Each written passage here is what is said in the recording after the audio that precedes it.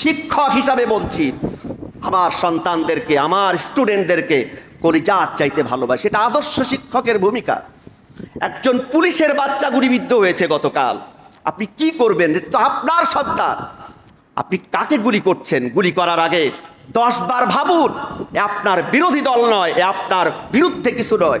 আপনার সন্তান কি চাচ্ছে বুকে জড়িয়ে ধরুন, মাথায় হাত বুলিয়ে দোয়া করুন, আল্লাহ আমার সন্তানদেরকে বাঁচিয়ে রাখুন। সন্তান যাদের নেই তারা জানে সন্তানের কত কত কষ্ট।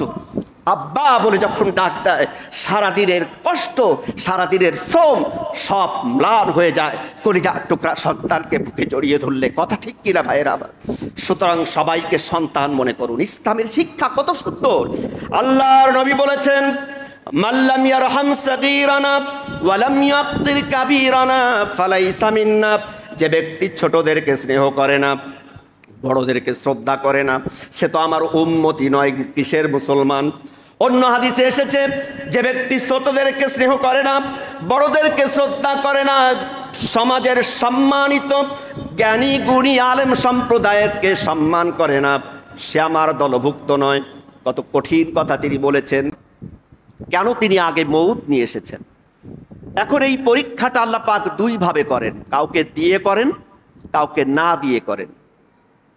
কাউকে সন্তান দিয়ে পরীক্ষা করেন, কাউকে সম্পদ দিয়ে পরীক্ষা করেন, কাউকে পাওয়ার ক্ষমতা দিয়ে পরীক্ষা করেন, আর কাউকে নিঃসন্তান রেখে পরীক্ষা করেন, কাউকে গরিব দরিদ্র হতদরিদ্র রেখে পরীক্ষা করেন। পৃথিবীতে সবাই যদি ধনী হতো তাহলে পৃথিবী সমান তালে চলতো না। আপনার আমার জুতা সারাই করা, আপনার আমার বাড়ির কাজের বুয়া পাইতাম না, রিকশায় চলতে পারতাম না। সবাই যদি সমান হতো, এই হাতের 5টা আঙ্গুল যদি সমান হতো তাহলে কিন্তু আমরা খাইতে পারতাম না, হাতটা এক জায়গা করতে পারতাম না, কাটা চামচের মতো সোজা হয়ে থাকত। আল্লাহ পাকের হেকমত দেখুন। ব্যালেন্স করার জন্য কাউকে ধনী করেছেন, কাউকে গরিব করেছেন, উভয়কেই তিনি পরীক্ষা করেছেন। কাউকে ক্ষমতা দিয়েছেন, কাউকে ক্ষমতাহীন করে রেখেছেন, অসহায় নিরীহ করে রেখেছেন। এটাও তিনি অবজার্ভ করছেন, গভীরভাবে পর্যবেক্ষণ করছেন যে যাদেরকে দেই নাই তাদের অবস্থাটা কি, যাদেরকে সম্পদহীন সন্তানহীন করে রেখেছি তারা কি বলে আমার সম্পর্কে, আর যাদেরকে সন্তান দিয়েছি, সম্পদ দিয়েছি, ক্ষমতা দিয়েছি, পাওয়ার অ্যাপ্লাই করার যোগ্যতা দিয়েছি, তাদের অবস্থাটা কি তিনি পরীক্ষা করেন। তবে মুহাদ্দিসিনে কেরাম, মুফাসসিরিনে কেরাম, যারা ইসলামিক স্কলার, তারা বলেছেন যে না দিয়ে পরীক্ষা করার চাইতে দিয়ে পরীক্ষা করার ভয়াবহতা এবং কাঠিন্যতা, এর সুদূর প্রসারী, এর যে কঠিন অবস্থাটা খুব বেশি, এটা ডেঞ্জারাস বেশি। আপনার সন্তান নেই, আপনার একটা পরীক্ষা, শুধু কাঁদেন যে আল্লাহ আমার একটা যদি সন্তান থাকতো, একটা আফসোস নিয়ে আপনি চলে যাবেন। কিন্তু আপনার 10টা 20টা সন্তান, প্রতিটি সন্তানকে সমান ইনসাফ করা। নবী করিম সাল্লাল্লাহু আলাইহি ওয়াসাল্লাম বলেছেন, ইরদিলু বাইনা আবনাইকুম, তোমার সন্তানদের মাঝে ইনসাফ প্রতিষ্ঠা করো, কাউকে বেশি আর কাউকে কম দিও না। জোরে বলুন সুবহানাল্লাহ। সাহাবায়ে কেরাম পর্যন্ত এই পরীক্ষা থেকে তারা মুক্ত হননি, তাদেরকে পরীক্ষা দিতে হয়েছে। হযরতে সাদ বিন আবি ওয়াক্কাস রাদিয়াল্লাহু তাআলা আনহু, যিনি পৃথিবীতে থাকতে জীবিত অবস্থায় জান্নাতের শুভ সংবাদ প্রাপ্ত হয়েছেন, আশারায়ে মুবাশশারার অন্যতম সাহাবী ছিলেন তিনি। তার সন্তান আমর বিন সাদ পথভ্রষ্ট হয়ে কারবালার প্রান্তরে সত্যের পথের পথিক, সত্যের অতন্দ্র প্রহরী, নবীজির রক্ত যার শরীরে প্রবাহিত, নবীজি যাকে প্রাণাধিক ভালোবাসতেন, সেই হোসাইন রাদিয়াল্লাহু তাআলা আনহুকে হত্যা করতে দ্বিধাবোধ করেনি। কারণ ক্ষমতা আর সম্পদ লোভ, সম্পদের লোভ, এই দুইটা বড় ডেঞ্জারাস জিনিস। যাদেরকে সম্পদ ক্ষমতার সন্তান দিয়েছেন, এই পরীক্ষা থেকে উত্তীর্ণ হওয়া বড় ভয়াবহ, বড় কঠিন। এজন্য আল্লাহ রাব্বুল আলামিন কোরআন কারীমের মধ্যে এই সকল পরীক্ষার বিষয়ে তিনি সতর্ক করেছেন। তিনি যাদেরকে সম্পদ দিয়েছেন, সন্তান দিয়েছেন, খুব কম সংখ্যক মানুষ ক্ষমতা, সন্তান আর সম্পদ পেয়ে এই পরীক্ষায় উত্তীর্ণ হতে পেরেছেন। হযরত ওসমান রাদিয়াল্লাহু তাআলা আনহু, যিনি সম্পদ পেয়েছিলেন কিন্তু তিনি পরীক্ষায় উত্তীর্ণ হয়েছেন, সম্পদের মোহে তিনি দুনিয়ার মোহে মহান্বিত হয়ে আখেরাত ভুলে যাননি, বরং এই পরীক্ষায় তিনি 100 ভাগ 100 ভাগ উত্তীর্ণ হতে পেরেছিলেন। আবার কেউ ক্ষমতা পেয়েছিলেন, হযরত আবু বকর, হযরত ওমর, হযরত ওসমান, হযরত আলী রিদওয়ানুল্লাহি তাআলা আলাইহিম আজমাইন। তারা বুঝেছেন যে দুনিয়া ক্ষণস্থায়ী জায়গা, এই দুনিয়ায় চিরস্থায়ী কেউ থাকতে পারবে না। দুনিয়ার এই জায়গায় অল্প সময়ে যে যতটুকু কাজ করে যাবে, সেটা ভালো হোক সেটা খারাপ হোক, সে যখন থাকবে না, কিয়ামত পর্যন্ত যে জেনারেশন আসতে থাকবে তার এই কাজগুলির স্মৃতিচারণ করতে থাকবে। জোরে বলুন সুবহানাল্লাহ। এজন্য আল্লাহ রাব্বুল আলামিনের পরীক্ষাটা কত ভয়াবহ দেখুন। ক্ষমতা, সম্পদ আর সন্তানের আধিক্যতা, অর্থাৎ জনগোষ্ঠী যদি বেশি থাকে, যার সন্তান বেশি তিনি একটু অহংকার করেন, যার ভাই বোন বেশি, আত্মীয় স্বজন বেশি, তার মধ্যে একটু সাহস থাকে বেশি। আল্লাহ তাআলা বলেন, এগুলো আমার নিয়ামত, সম্পদ আমার নিয়ামত, সন্তান আমার নিয়ামত, আর ক্ষমতাও আমার নিয়ামত। এইগুলো পাওয়ার পরে ভুলে যেও না, কারণ এইগুলো আমার পরীক্ষা, কঠিন পরীক্ষা। যাদেরকে দেই নাই তাদের পরীক্ষা তো একটাই, দেই নাই আফসোস করবে, কিন্তু পাওয়ার পরে যদি ঠিক মতো অ্যাপ্লাই না করতে পারে, এগুলো পাওয়ার পরে যদি ঠিক মতো পরিচালনা করতে না পারে, তাহলে পাকড়াও বড় কঠিন, পাকড়াও। সূরাতুল আনআমের মধ্যে আল্লাহ পাক বলেন, ফালাম্মা নাসু মা যুক্কিরু বিহি ফাতাহনা আলাইহিম আবওয়াবা কুল্লি শাই হাত্তা ইযা ফারিহু বিমা উতু আখাযনাহুম বাগতাতান ফাইযা হুম মুবলিসুন।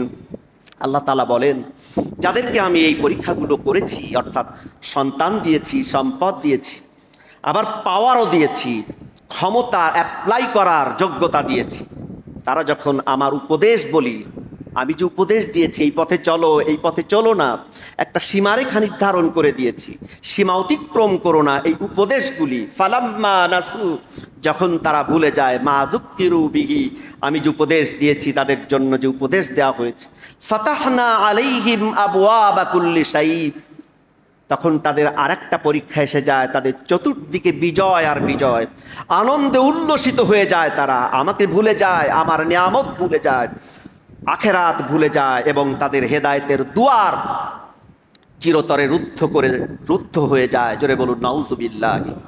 এক পর্যায়ে তারা জুলম, নির্যাতনের পর্যায়ে চলে যায়। এই পর্যায়ে চলে যাওয়ার আগে যদি সে তওবা করে, বুঝতে পারে, নিজের বিবেক ফিরে আসে, তাদেরকে আমি হেদায়েত করি, কিন্তু যখন সে জুলমের পর্যায়ে চলে যায়, তখন তাকে আমি হঠাৎ পাকড়াও করি। হাত্তা ইযা ফারিহু, যখন তারা আনন্দ করতে থাকে, বিমা উতু আখাযনা বিহিম বাগতাতান, হঠাৎ পাকড়াও করি, এবং তারা হতাশ হয়ে যায়, চতুর্দিকের দরওয়াজাগুলো বন্ধ হয়ে যায়, শিকড় কর্তন হয়ে যায়।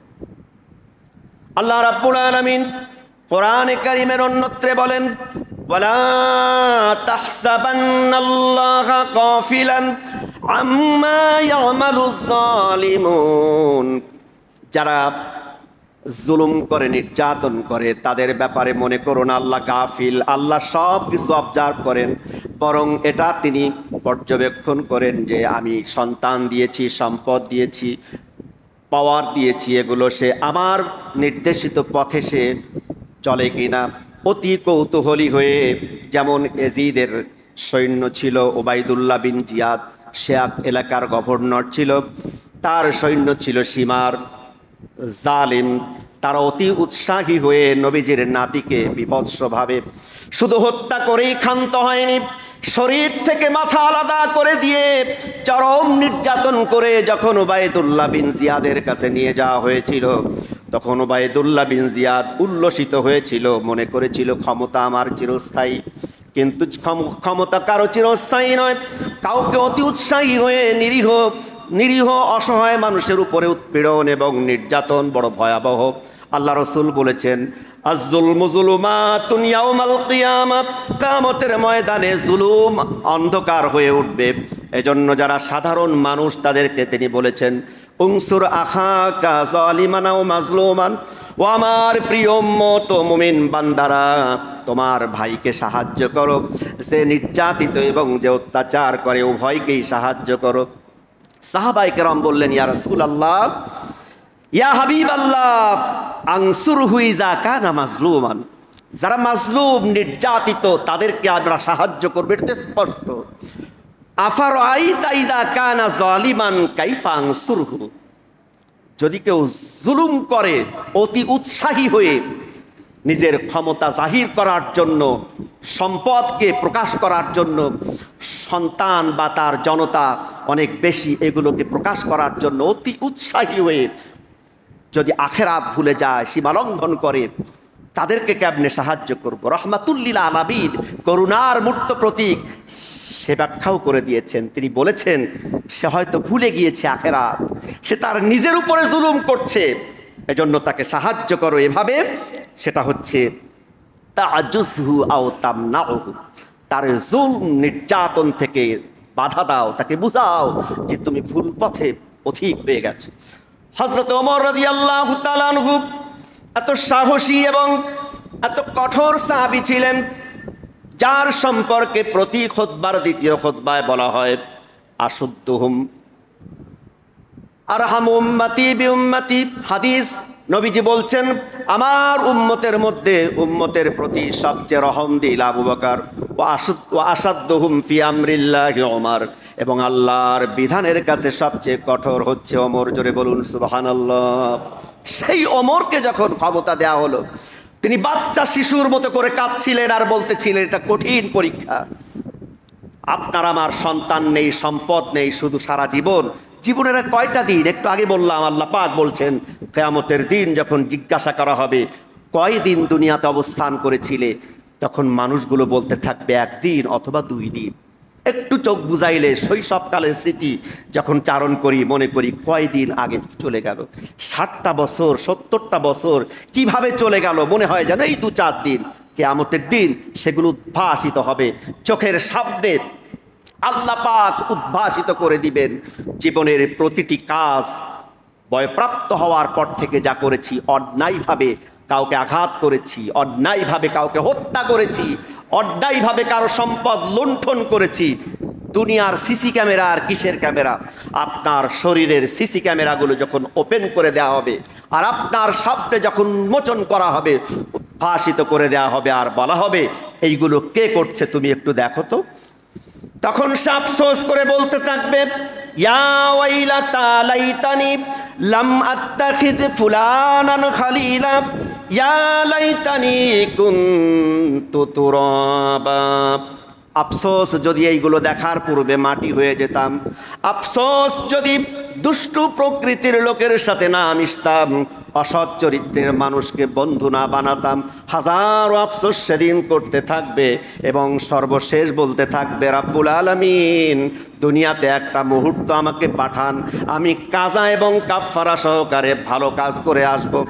ওয়ানজিরিন নাসা ইয়াওমা ইয়াতিহিমুল আযাব ফায়াকুলুল লাযীনা যালামু রাব্বানা আখিরনা ইলা আজালিন করিবিন নুজিব দাওয়াতাকা ওয়া নাত্তাবিউর রুসুল। আল্লাহ পাক কোরআনে কারীমের সূরা ইব্রাহিমের মধ্যে বলেছেন, ওই জালিম যারা বিনা কারণে মাজলুম অসহায় আমাদের সন্তানদের উপরে আঘাত করে, তাদের ন্যায্য দাবিকে স্তমিত করে দেওয়ার জন্য তাদেরকে, আপনার যদি 10টা সন্তান থাকে তারা যদি কেউ বিদ্রোহ করে, আপনি নিশ্চয়ই তাদেরকে গুলি করতে পারেন না, বরং আপনাকে ধৈর্য সহিষ্ণুতার পরিচয় দিতে হবে। এজন্য আল্লাহ পাক কোরআনে কারীমের মধ্যে যে পরীক্ষার কথা বলেছেন, আল্লাযী খালাকাল মাউতা ওয়াল হায়াতা লিয়াবলুয়াকুম আইয়ুকুম আহসানু আমালা, তিনি পরীক্ষা করেন একটাই, যে ভালো কাজকে তোমরা বেশি করে আসতে পারবে। মুফাসসিরিনে কেরাম বলেছেন, এই ভালো কাজের উৎস হচ্ছে মানুষের অন্তর এবং জিহ্বা। জোরে বলুন সুবহানাল্লাহ। একটা গাছ বীজ যখন আপনি বপন করেন, এই বীজটি চারা উদ্গত হয়, এই চারার থেকে একটা গাছ হয়, গাছটি থেকে লতা পাতা ডালপালা সব চতুর্দিকে ছড়িয়ে যায়। কত চমৎকার দৃষ্টান্ত দিয়েছেন রাসূল কারীম সাল্লাল্লাহু আলাইহি ওয়াসাল্লাম। মানুষের কলব, এটা হচ্ছে তার আমলের বীজ। তার জিহ্বা হচ্ছে তার চারা, এবং তার হাত পা, তার কথাবার্তা, আচার আচরণ, বিহেভিয়ার, এগুলো তার শাখা প্রশাখা, ডালপালা। জোরে বলুন সুবহানাল্লাহ। সুতরাং আপনার এই জিহ্বা অনেক মূল্যবান জিহ্বা। যা ইচ্ছা তাই কথা আমি আপনি বলতে পারি না। একটা কথা বলার পূর্বে অন্তত 10 বার ভাবতে হবে, যা আমার এই কথার কারণে সমাজে কোনো ক্ষতি হচ্ছে না তো, আমার এই আচরণের কারণে আমার কোনো ভাই কষ্ট পাচ্ছে না তো, আমার এই ব্যবহারের কারণে আমার প্রতিবেশী, আমার সন্তান, আমার কলিজার টুকরা সন্তান, আমার পরিবার কেউ কষ্ট পাচ্ছে না তো। আমি যখন চলে যাব আমার তো আমলের সব দরওয়াজা বন্ধ হয়ে যাবে, শুধু 3টা দরজা চালু থাকবে। নাম্বার 1, আমার এই সন্তান, এরা আমার জন্য দোয়া করবে। যদি এই সন্তানগুলোকে সম্পদ রূপে রেখে যায়, ভালো দোয়া করবে। আর যদি সন্ত্রাসী বানিয়ে রেখে যায়, যদি সম্পদ বানাতে ব্যর্থ হই, যতদিন তাদের জেনারেশন আসতে থাকবে, শুধু বদদোয়া করতে থাকবে, মারামারি করতে থাকবে। আমার রেখে যাওয়া সম্পদের উপরে তারা বিশৃঙ্খলা করবে, মারামারি করবে, ভাগাভাগি করার জন্য হত্যা করবে, রক্তারক্তি করবে। সবটুকু আমল নামার একটা অংশ আপনার আমার আমলে সাদকায়ে জারিয়া হিসাবে ট্রান্সফার হতে থাকবে। জোরে বলুন নাউজুবিল্লাহি বিল্লাহ। শুধু নেক কাজ ট্রান্সফার হয় না, আপনার আমার সন্তানদেরকে যা শিখিয়ে যাব, আমি একজন শিক্ষক হিসাবে বলছি, আমার সন্তানদেরকে, আমার স্টুডেন্টদেরকে কলিজার চাইতে ভালোবাসি। এটা আদর্শ শিক্ষকের ভূমিকা। একজন পুলিশের বাচ্চা গুলিবিদ্ধ হয়েছে গতকাল, আপনি কি করবেন? এটা তো আপনার সন্তান। আপনি কাকে গুলি করছেন? গুলি করার আগে 10 বার ভাবুন। এ আপনার বিরোধী দল নয়, এ আপনার বিরুদ্ধে কিছু নয়। আপনার সন্তান কি চাচ্ছে বুকে জড়িয়ে ধরুন, মাথায় হাত বুলিয়ে দোয়া করুন, আল্লাহ আমার সন্তানদেরকে বাঁচিয়ে রাখুন। সন্তান যাদের নেই তারা জানে সন্তানের কত কত কষ্ট। আব্বা বলে যখন ডাক দেয়, সারাদিনের কষ্ট, সারাদিনের শ্রম সব ম্লান হয়ে যায় কলিজার টুকরা সন্তানকে বুকে জড়িয়ে ধরলে। কথা ঠিক কিনা ভাইয়েরা আমার? সুতরাং সবাইকে সন্তান মনে করুন। ইসলামের শিক্ষা কত সুন্দর। আল্লাহর নবী বলেছেন, মাল্লাম ইয়ারহাম সাগীরানা ওয়া লাম ইয়াকদির কাবীরানা ফালাইসা মিন্না। যে ব্যক্তি ছোটদেরকে স্নেহ করে না, বড়দেরকে শ্রদ্ধা করে না, সে তো আমার উম্মতি নয়। কিসের মুসলমান? অন্য হাদিসে এসেছে, যে ব্যক্তি ছোটদেরকে স্নেহ করে না, বড়দেরকে শ্রদ্ধা করে না, সমাজের সম্মানিত জ্ঞানী গুণী আলেম সম্প্রদায়কে সম্মান করে না, সে আমার দলভুক্ত নয়। কত কঠিন কথা তিনি বলেছেন।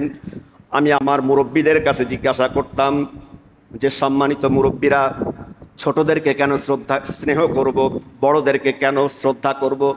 কত সুন্দর করে তারা বোঝাতেন যে বড়রা তোমাদেরকে থেকে পৃথিবীতে আগে এসেছেন, এই পৃথিবীতে জীবন পরিচালনার অভিজ্ঞতা তোমার চাইতে বেশি, তাদের কাছ থেকে দিক নির্দেশনা নিবে। তারা তোমাদের দিক নির্দেশক, তারা তোমাদের পথ নির্দেশক। কোন পথে চললে ভুল হবে, কোন পথে চললে সঠিক পথ, এটা অভিজ্ঞতা, এক্সপেরিয়েন্স তাদের বেশি। এজন্য তাদেরকে শ্রদ্ধা করবা, তাদের কাছ থেকে জ্ঞান আহরণ করবা, আর ছোটদেরকে স্নেহ করবা। এজন্য এই পৃথিবীটা হচ্ছে শয়তানি জায়গা, এই পৃথিবীটা হচ্ছে একটা অল্প ক্ষণস্থায়ী জীবন।